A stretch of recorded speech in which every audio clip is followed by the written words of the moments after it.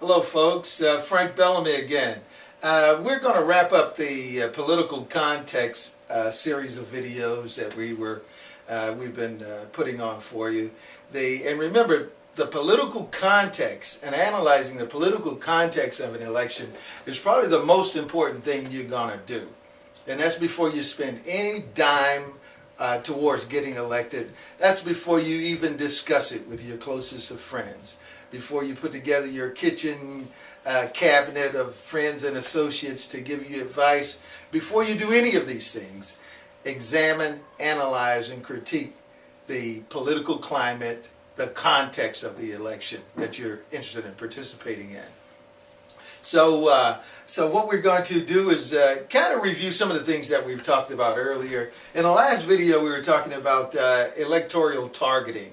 Targeting is a new buzzword that for political campaigning. It helps you focus in on the group that you're trying to attract, on the voters that you're trying to get your message across to. And political targeting is effective, but it's not inexpensive. And some of the things that will help you on targeting is keeping your mindset of not everyone's going to vote for you. You need to get adjusted to that right away. Not everyone's going to vote for you.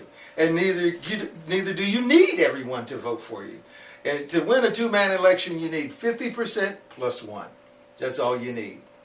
So don't worry about, I don't think they like me. They hurt my feelings. They said they wasn't receptive to what I was trying to say, and they said I was wrong. Don't let that dissuade you, because it's about the total. It's not about pleasing the individual. So targeting will help you focus in, hone in your message to a particular group that you're interested in influencing. And that's what this whole thing is about. That's what targeting is about. So keep in mind, you're not going to convince everybody, and just work on influencing, being effective with the group that you know. And from that point, you'll be able to expand over to swing voters and bringing other folks on. But some of the things that we talked about earlier is getting over the notion of swimming upstream or fighting against the current. Sometimes you have to go with the current in politics to get what you want. Because remember, no matter how great your ideas are, if you're not able to get elected, none of your ideas will ever become existing in today's climate. So let's look at, here's something that a lot of potential candidates take for granted. And I recently worked with one candidate, and I asked him, I said, well, why are you running for office? And they gave me some long spiel of, gobbledygook, I want to reinvent the world, and said, what? I lost them after 15 seconds. Because after that, I wasn't interested. And the average voter's not interested in what you got to say. Number one, if it takes too long for you to say it. Number two, if it doesn't relate to me, the voter. I'm interested in me, the voter. Most voters are, all the voters are, interested in what you, the candidate, can do for them.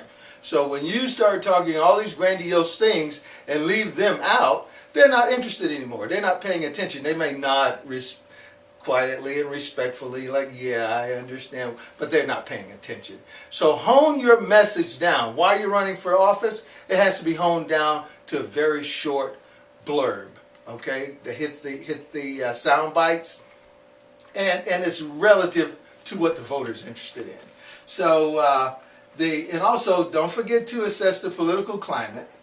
And the other things on reviewing the campaign context or context of an election is, are you running against an incumbent?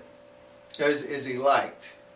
Is the incumbent doing a good job? Does the incumbent have a little baggage along with him that you might be able to exploit? What political party is the incumbent in? Is the incumbent well liked, but maybe his political party's not well liked? So those are the things you have to assess. And you also have to assess what's on the mind of the voters. Most voters, on their mind now, their pockets. They're concerned. The The other things that we're going to talk about that I want to give you some idea of that you hear a lot in politics is swing voters. Some communities don't have swing voters, but other communities do. So, you know, you have to find out who these swing voters are.